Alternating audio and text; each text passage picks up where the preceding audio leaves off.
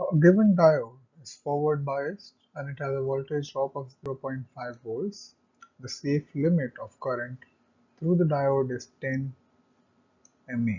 If a battery of an EMF 1.5 volts is used in a circuit, the value of the minimum resistance connected in series with the diode so that the current does not exceed the safe limit is what we need to find out. Here you can draw the given circuit like this. Now applying the formula 1.5 is equals to 0.5 plus VR, we get the VR which comes out to be 1 volts. Now we know that R is equals to VR upon I is equals to 1 upon 10 to the power minus 3 into 10, which comes out to be 100 ohms.